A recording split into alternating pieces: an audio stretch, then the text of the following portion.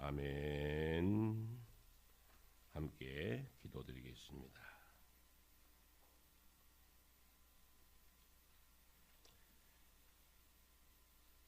사랑과 은혜가 풍성하신 하나님, 2월의 첫날을 맞이하며 첫 시간을 성전 예배로 하나님께 드릴 수 있도록 인도하신 것 감사합니다. 매선 한파가 우리의 몸과 마음을 얼어붙게 하는 추위로 힘든 한 주간을 은혜 가운데 보내게 하심을 감사드립니다. 추위와 함께 단단하게 굳어있던 마음이 예배를 통하여 회복되게 하여 주옵소서. 이 시간 성령의 능력과 주님의 보혈의 은혜로 우리의 마음을 정결케 하시고 하나님의 이름을 영화롭게 하는 예배자로 서게 하여 주옵소서. 찬양할 때 마음 문이 열리게 하시며 기도의 입술이 열려 하나님의 임재를 경험하는 거룩하고 영광스러운 예배가 되게 하여 주옵소서. 성도들의 삶을 위하여 기도합니다. 기록적인 한파와 급격하게 증가하는 겨울 고물가 시대와 난방비의 문제로 여러 가지로 어렵고 삶의 어려움과 곤고함을 경험하고 있습니다. 주여, 가정마다 물질의 복을 더하사 쓸 것과 필요한 모든 것들이 마르지 않도록 채워 주옵소서. 사르밧 과부가 선지자의 말씀에 순종함으로 떡반죽 그릇이 마르지 아니한 것처럼 이 시간 주님을 바라보며 순종함으로 주님께 나가는 성도들이 사르밧 과부와 같은 기적을 경험하며 살게 하여 주옵소서. 또한 우리의 모든 삶 가운데 예수 그리스도께서 친히 안수하사 각 가정마다 오병이의 기적을 경험하게 하여 주옵소서. 그리하여 하나님의 살아계심을 경험하며 하나님의 돌보심과 인도하심과 채워주심을 경험하는 우리의 삶이 되게 하여 주옵소서. 교회를 위해서 기도합니다. 창립 25주년을 맞이하는 샘터교회가 이 지역과 마을 곳곳에 어두운 바다를 비추는 등대 같은 교회가 되게 하여 주옵소서. 한국교회가 점점 어려워지고 있습니다. 다음 세대가 사라지고 있습니다. 주여, 불쌍히 여겨 주옵소서. 교회마다 어려움을 토로하고 있는 상황이지만 그럼에도 불구하고 예수 그리스도의 복음은 여전히 우리의 소망이며 절망 가운데 유일한 희망인 줄로 믿습니다. 아직도 예수 그리스도를 알지 못해 방황하는 수많은 영혼들을 향해 씨를 뿌리고 기도하고 복음을 증거하는 우리 모두가 되게 하여 주옵소서. 교회와 각 지체들이 열심으로 교회를 섬기며 수고하는 이들이 있습니다. 시간 들여 물질 들여 헌신하는 모든 성도들을 기억하여 주옵소서. 때로는 섬김과 봉사를 인하여 지치고 힘들고 상처받고 실망할지라도 오직 예수님만 바라보며 다시 일어나는 성도들 되게 하여 주시며 칭찬해 주시고 격려해 주시옵소서. 그래서 마지막 날에 주님 얼굴을 배울 때 놀라운 상급과 넘치는 사랑을 받는 우리 모든 성도들 각 지체들이 되게 하여 주시옵소서.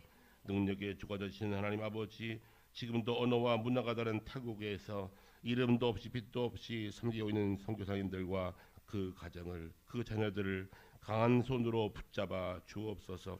언어와 문화의 장벽 속에서 주님의 사랑과 진리가 선명히 드러나게 하시고 그들의 사역 위에 성령의 능력과 열매를 더하여 주옵소서. 전쟁과 가난과 재난과 질병으로 고통받는 열방의 모든 백성들을 불쌍히 여겨 주옵소서. 이 모든 것들을 교회가 외면하지 않게 하시고 아픔에 함께 동참하여 기도와 물질로 함께 섬기는 공동체가 되게 하여 주옵소서. 나라와 민족을 위해서 기도합니다. 이 나라의 정치와 경제, 교육과 문화와 안보 모든 분야에서 하나님의 사람들을 세우사 정직하게 하시고 신실하게 하여 주옵소서. 거짓과 악함이 온전히 드러나게 하시고 하나님의 공의와 정의가 이 땅 위에 가득하게 하여 주옵소서. 오늘 예배 참석한 성도들 육신적으로 마음으로 영적으로 아픔과 고통과 좌절과 연약함을 호소하는 성도들이 많습니다. 주님 만져 주시옵소서. 연약함을 강하게 아픔이 사라지게 하시고 고통과 절망이 떠나가게 하여 주시옵소서. 예수님의 이름으로 명하노니 연약함과 질병과 고통과 좌절과 절망 그리고 영적으로 무너지는 우리의 영들이, 악한 영들이 모든 권세를, 성도들을 묶고 있는 모든 권세를 묶고 떠나갈지어다. 여호와 라파, 여호와 니시, 여호와 샬롬, 승리와 평강과 자유를 허락하여 주옵소서. 이제 예배를 통하여 하나님의 영광을 경험하게 하시며 선포하는 말씀 속에 하나님 허락하시는 열린 문 바른 길을 보게 하여 주옵소서. 우리 영원한 소망 되시는 예수 그리스도 이름으로 기원하옵나이다. 아멘.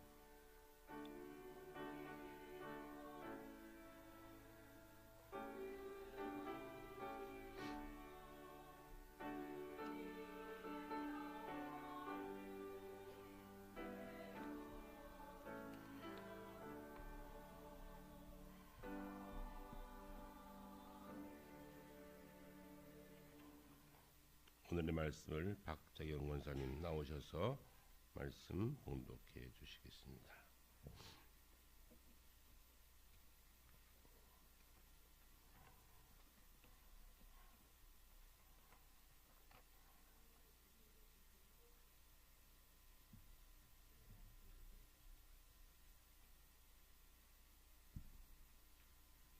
오늘 우리에게 주시는 하나님 말씀은 마태복음 28장 16절에서 20절 말씀입니다. 다 찾으신 줄 알고 봉독하겠습니다. 11 제자가 갈릴리에 가서 예수께서 지시하신 산에 이르러 예수를 배웠고 경배하나 아직도 의심하는 사람들이 있더라. 예수께서 나와 말씀하여 이르시되 하늘과 땅의 모든 권세를 내게 주셨으니 그러므로 너희는 가서 모든 민족을 제자로 삼아 아버지와 아들과 성령의 이름으로 세례를 베풀고 내가 너희에게 분부한 모든 것을 가르쳐 지키게 하라. 볼지어다 내가 세상 끝날까지 너희와 항상 함께 있으리라 하시니라. 하나님의 말씀입니다. 이제 시원 찬양대 나오셔서 하나님께 찬양 올려드립니다.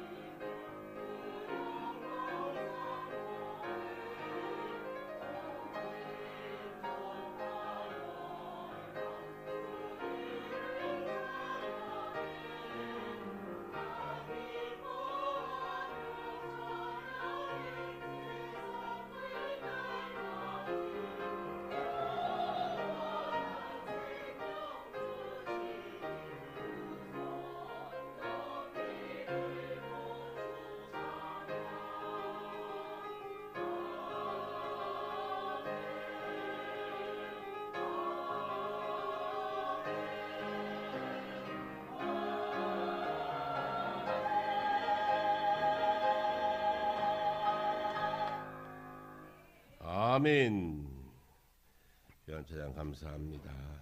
늘 듣지만 참 감동입니다. 하나님께서 우리의 찬양을 기쁘게 받으신 줄로 믿습니다. 잠시 기도하겠습니다. 하나님, 매서운 추위 가운데 저희들 이만큼 건강을 지켜주시고 오늘도 주의 전에 함께 모여 예배할 수 있도록 이곳까지 인도하심에 감사합니다. 여러 가지 사정으로 또 가정에서 영상을 통해서 예배하는 성들도 있습니다. 하나님, 같은 마음으로 예배하오니 같은 은혜 허락하여 주시옵소서. 오늘도 예배 가운데 부족한 것 말씀 증거합니다. 주께서 허락하신 이 말씀이 성도들의 마음판에 잘 심겨지게 하셔서 이 말씀 부여잡고 우리 인생길, 우리의 믿음의 생활 바르게 할 수 있도록 성령 하나님께서 이 시간 말씀을 통하여 역사하여 주시옵소서. 부족한 점은 온전히 가려주시고 주의 말씀만이 잘 운반되는 귀한 시간이 되게 하여 주시옵소서. 예수님의 이름으로 기도합니다. 아멘. 미국 교회에서 조사한 결과인데요, 1000명의 성도에게 물었답니다. 천국에 가면 반드시 있을 사람, 반드시 천국 갈 사람 1위가 마더 테레사였답니다. 78%. 천국에 있을 거다. 2위가 누구였을까요? 복음 전도자 빌리그람 목사 68%. 셋째가 3등이 57%인데요. 농구 천재 마이클 조던 57%. 천당가 있을 거다. 모두에게 너무 기쁨을 많이 줬기 때문에 천당가 있을 거다. 그런데 이것을 다 지키고 88.7%를 차지한 사람이 있었답니다. 누굴까요? 나. 자기래요. 자기는 88% 이상 천당가 있을 거다라고 확신했다는 거예요. 정말 그럴까요? 천당가 있을까요? 소리가 작아요. 88%니까요. 미국인 성도 88%가 나는 분명히 천당 갈 거다 라고 믿었답니다. 근데 정말로 그럴까? 우리 가는 길이 천국 가는 길 맞나? 내 인생길이 천국 가는 길 가는 사람답게 살고 있나? 내가 주님의 목표를 바라보면서 천국 백성으로 바로 가고 있나? 이 아침 하나님의 말씀을 통해서 우리의 길을 확인해야 합니다. 운전할 때는 요즘은 내비게이션 보지만 예전에는 이정표라고 있었습니다. 길이 갈라지는 지점에서 어느 곳이 내 목적지인지 알려면 반드시 이정표를 보아야 했습니다. 이정표는 방향을 결정할 수 있는 중요한 단서가 됩니다. 그래서 이정표를 보고 그 길을 따라갔습니다. 우리 인생도 마찬가지입니다. 이정표를 보아야 합니다. 이정표를 확인해야 합니다. 그리고 그 길이 바른지를 확인하고 가야 합니다. 그런데 오늘의 시대는 포스트 모던 사회라 합니다. 추구하는 것이 다양해진 사회입니다. 모든 것이 다원화되었습니다. 그래서 우리 인생의 목표마저도 여러 가지로 흔들리며 영적 갈등을 부추깁니다. 다양성을 인정하는 포스트 모더니즘 사회에서 우리는 우리의 목표까지도 흔들릴 때가 많습니다. 심지어 사람의 성별까지도 자기가 선택한다고 하니 성별이 1개, 2개가 아니라 성별이 3개, 4개, 5개, 6개 아침마다 기분 따라 성별도 바꿀 수 있다고 말합니다. 오늘은 여자로 살래? 제가 여자 화장실 들어가도 괜찮아요. 내가 여자로 결정했으니까. 내일은 내가 남자로 살고 싶어. 여성분이 남자로 살면 남자로 사는 겁니다. 그거를 인정해 주라는 겁니다. 오늘의 사회가 이렇습니다. 그러다 보니 우리의 삶의 목표, 인생의 좌표마저 마구 흔들릴 때가 있습니다. 무엇이 옳을까 흔들릴 때가 많이 있습니다. 그래서 중요한 것은 열심보다 방향을 잘 정해야 합니다. 가끔씩은 서서 내가 바로 하고 있는지, 내가 믿는 자로 바로 살고 있는지, 내 목표와 하나님의 목표가 일치하는지를 날마다 잠시 서서 확인해야 합니다. 오늘 2월의 첫날 벌써 한 달이 쑥 지나갔습니다. 어제 주보를 만들면서 한 달이 갔네. 2026년 아직 어색한데 벌써 한 달이 쑥 날아가 버렸습니다. 12분의 1 날아가 버렸습니다. 어떻게 살아야 합니까? 무엇을 목표로 하고 살아야 합니까? 나의 삶의 궁극적 목표가 무엇입니까? 여러분, 목적은 날마다 달라질 수 있지만 목표는 분명해야 합니다. 돈 버는 것 목적일 수 있습니다. 그런데 돈 버는 것이 목표일 수는 없습니다. 우리의 삶의 목표, 내가 반드시 도착할 그곳, 이정표를 분명히 확인하지 않으면 우리는 방황하게 된다는 것이지요. 그래서 오늘 우리가 함께 찾아볼 우리의 삶의 목표는 주님께서 이 땅을 떠나실 때 마지막 남기신 유언과 같은 위대한 명령에 우리의 목표가 담겨 있습니다. 본문 말씀 보면 16절에 예수께서 11제자를 보시고 갈릴리에서 명령하신 명령의 말씀입니다. 여기에 꼭 집어서 제자라고 하지 않고 11제자라 했습니다. 왜 11제자일까요? 한 명이 배신하고 스스로 목숨을 끊었기 때문에. 이 마태복음서 저자 마태는 굳이 이 말씀을 증거하면서 마지막 부분에 11제자라고 명시합니다. 한 명은 갔다. 한 명은 자기 목적 따라 살다 갔다. 11명의 제자에게 갈릴리에 모여있는 그들에게 한 산에서 이 말씀을 증거하시고 후련히 승천하셨습니다. 이것이 주님의 마지막 명령입니다. 배신자 가룟 유다는 들을 수 없었던 이 말씀이 갈릴리에서 행해졌다는 것이 중요합니다. 예수님의 대부분의 사역은 예루살렘에서 이루어집니다. 예수님의 탄생은 예루살렘 주변의 작은 동네 베들레헴에 태어났고요. 그리고 십자가에 달려 죽으실 때 예루살렘에서 주님은 죽으셨고 예루살렘에서 부활하셨습니다. 기독교의 탄생도 예루살렘 한 다락방에서 일어났습니다. 그런데 오늘 주님의 명령은 이상하게도 갈릴리에서 일어납니다. 갈릴리는 이스라엘 지도를 펼쳐놓고 보면 맨 위쪽 사마리아 위쪽 접경지역 갈릴리 바다 근처의 작은 동네입니다. 마태복음서는 4장 15절에 이방의 갈릴리여라고 갈릴리를 명명합니다. 갈릴리가 뭐라고요? 이방의 갈릴리요. 이방인들이 많이 살았습니다. 유대인보다 이방인들이 많이 거주하는 지역이었습니다.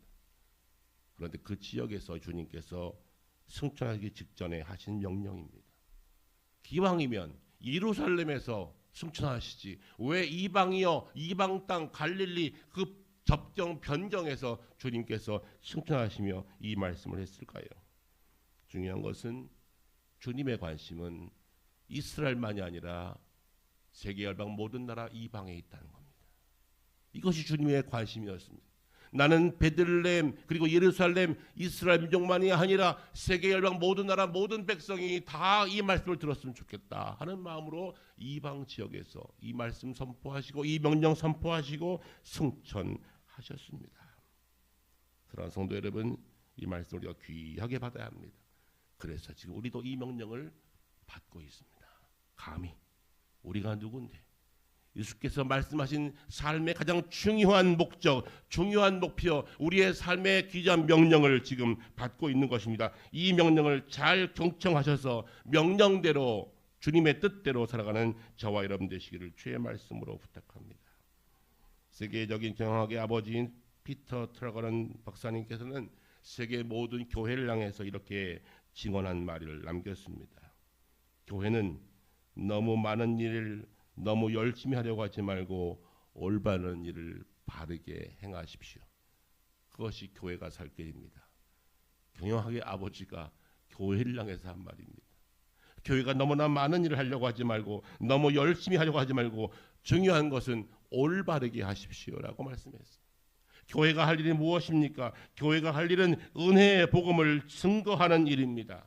마지막까지 내가 만난 예수 그리스도를 다음 세대에게 남기고 가야 하는 것이 삶의 목적이 되어야 한다고 우리들에게 말씀해 주고 계십니다. 19절과 20절에 보면 그러므로라는 말씀이 있죠.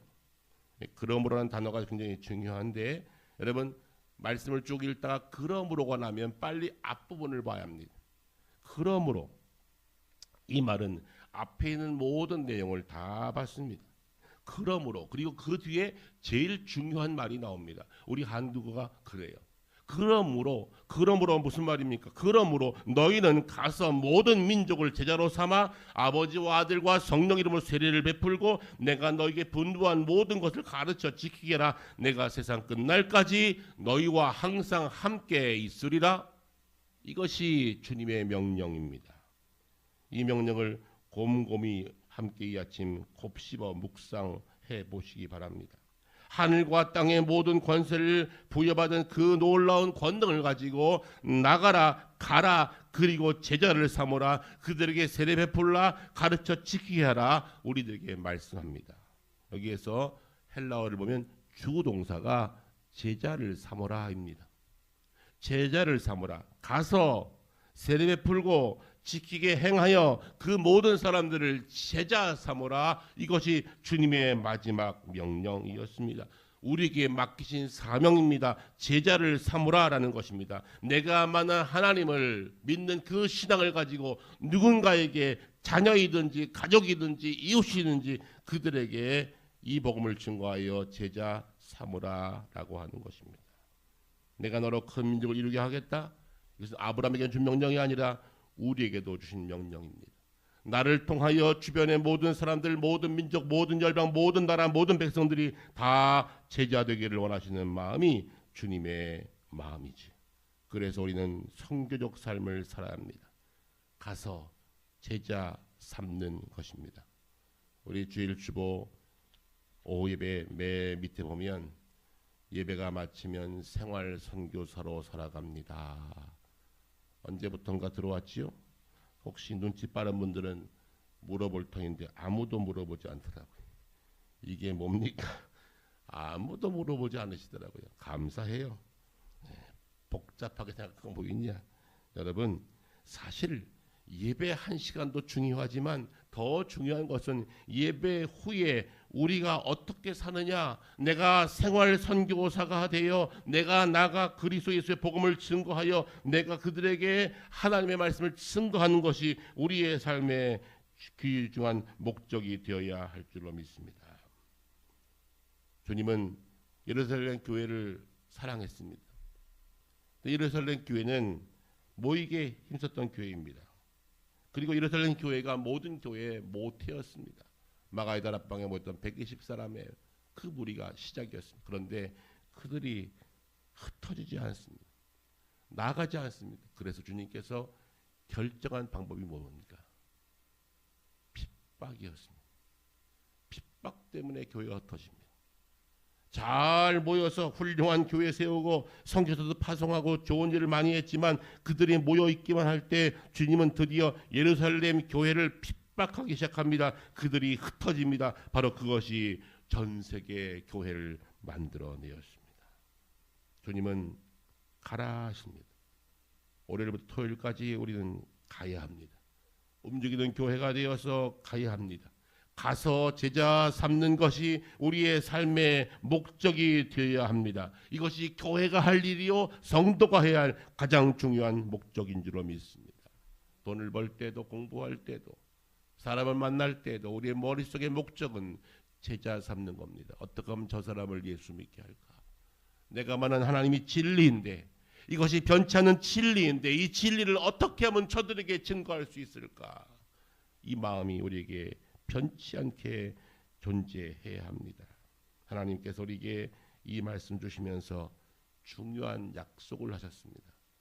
저는 이 약속 때문에 우리가 믿어 의심치 않고 이 약속 때문에 살아가는 겁니다. 첫 번째 약속이 무엇입니까? 내가 세상 끝날까지 너희와 항상 함께 있겠다 합니다.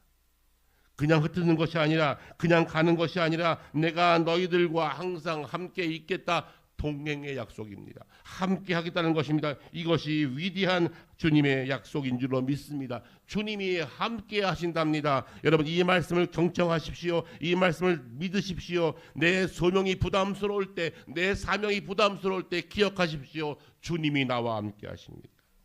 주님은 명령하지 아니하시고 보내시고 함께 하십니다. 동행하십니다. 위로해 주시고 격려해 주시고 용기 주시고 두려움을 이겨낼 수 있도록 우리에게 환난을 이기게 하십니다. 핍박도 이기게 하십니다. 주님의 명령을 감당한 자에게 주시는 선물입니다. 주님의 동행을 경험하고 싶거든 주님의 목적대로 살아보십시오. 그러면 동행을 경험할 것입니다. 내가 돈 벌든지 공부하든지 직장생활하든지 이 주님의 명령을 내가 의식하고 살면 어느 순간 주님이 나와 동행하는 것이 느껴집니다. 아, 이것이 동행이구나. 나와 함께 하시는구나. 여러분들이 경험하게 될 겁니다. 예배를 드리고 주일 예배를 드리고 성전을 떠나면 주님께서 함께 하는 건지 그렇지 않은 건지 자꾸 잊어버리게 되고 왜 나는 이렇게 혼자 있는 것 같지? 나는 이렇게 외롭지? 왜 나는 아무 도움도 없지? 왜 그럴까요? 내가 사명대로 살지 않기 때문에 그래요. 주님의 목적을 의식하고 이 목적대로 살려고 노력하면 주님은 어느 순간 내 곁에 오셔서 나와 함께 하십니다. 주님이 동행하십니다. 이것이 신비입니다. 제가 대학 졸업할 때 쓴 논문이 한국 무속신앙에 나타난 귀신에 관한 연구입니다. 제가 귀신 연구했어요. 그때가 귀신을 많이 연구할 때였어요. 물론 지금 이단으로 이렇게 분리됐지만 베레아라고 하는 그 공부와 열심히 공부하면서 귀신을 많이 쫓았어요. 금요일마다 귀신 쫓으러 갔어요. 왜 그렇게 귀신이 많은지. 교회마다 귀신이 있었어요. 교회마다 귀신 들린 자 한둘은 꼭 있어요. 금요기도 하면 꼭 금요기도 둘, 셋 못 튑니다. 난리가 납니다. 목사님한테 막 염주를 던지지 않나. 어떤 분은 성도가 나와서 목사 앞에 십자가를 던지는 사람도 있고 별일이 다 많았어요. 그래서 금요일마다 신학생들이 팀을 짜가지고 귀신 쫓으러 다녔습니다. 요즘은 귀신이 없어요. 제 눈을 보세요.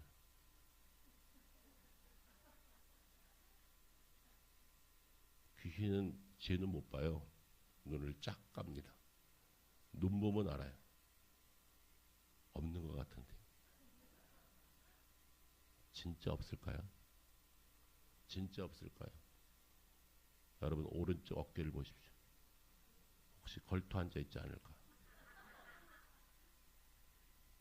웃을 일이 아니에요. 악한 영은 지금도 우리를 어떻게 하든지 우리를 잠식하여 꼼짝 못하도록 우리를 묶어버릴 거예요.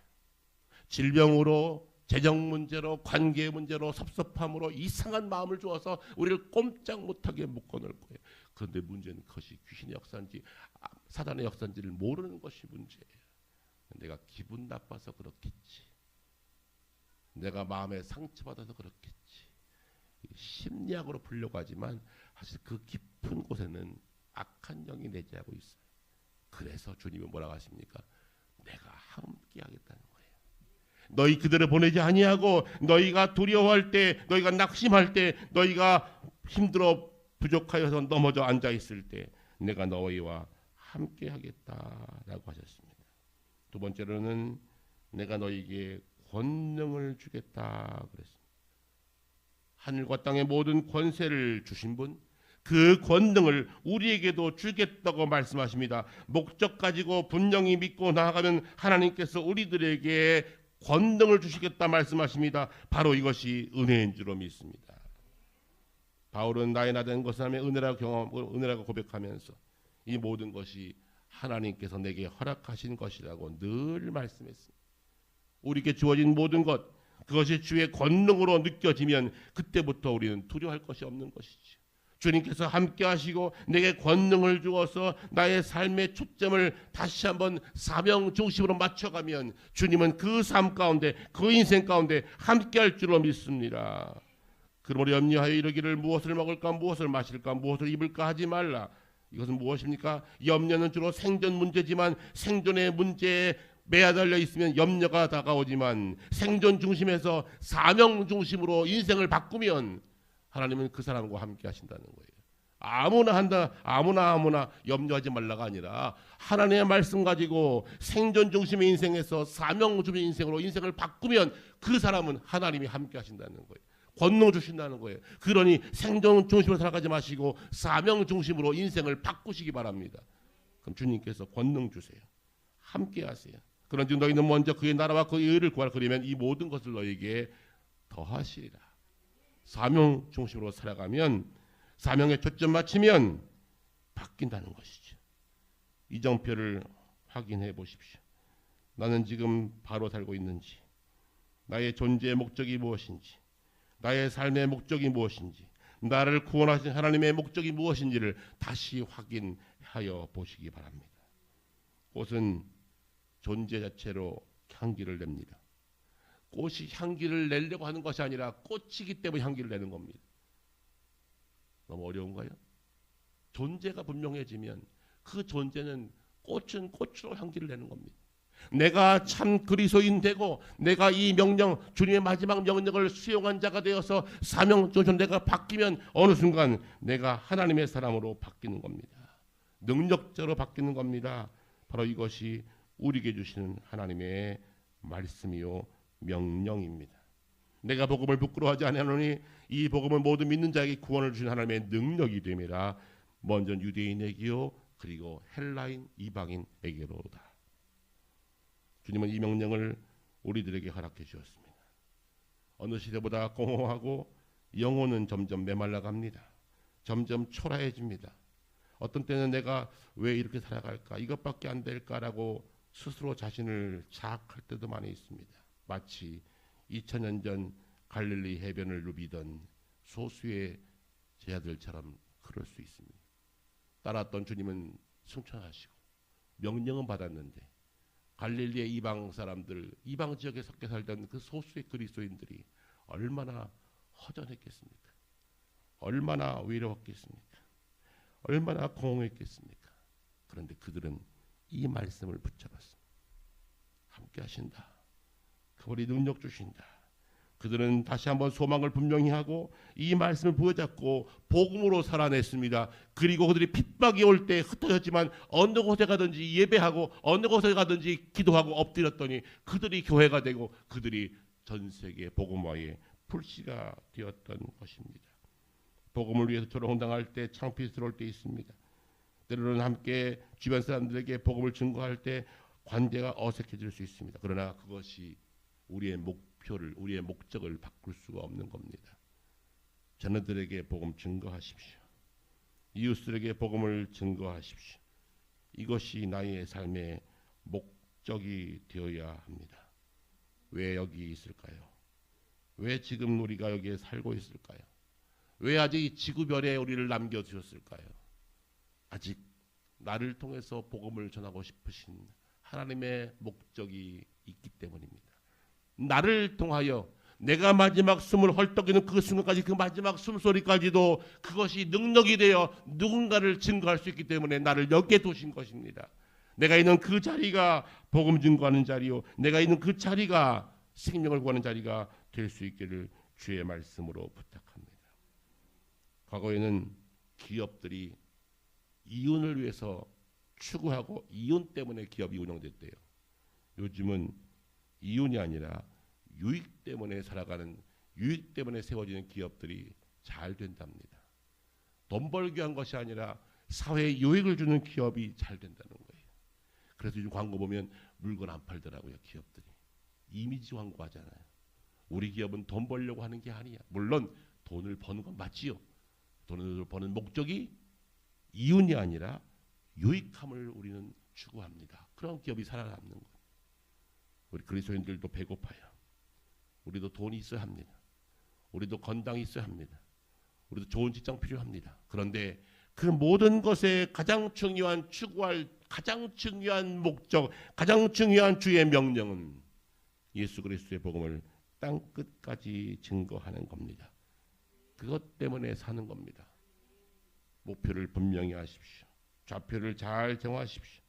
그래야 훗날 당황하지 않습니다. 우리 교회 오늘은 못하죠. 윤중걸 형제가 포병 출신이, 지금 포병 중사, 우리 부사관 간부로 있는데 그 친구가 그런 말 하더라고요. 여기에서 1mm가 포탄 떨어지는 데는 2km가 된대요. 1mm가 틀리면 2km가 딴 데 떨어진대. 엄한 데 갖다 뻥 떨어뜨릴 수 있어요. 내가 보는 1mm가 포탄 지점은 2km가 떨어진대. 지금 수정해야 합니다. 2월의 첫날 지금 수정하십시오. 내 목적이, 내 삶의 목표가 무엇이는지 지금 수정하지 않으면 엄한 짓 하다가 인생 갈 수 있습니다. 목적을 분명하십시오. 이정표를 지금 확인하십시오. 주님의 명령입니다. 기도하겠습니다.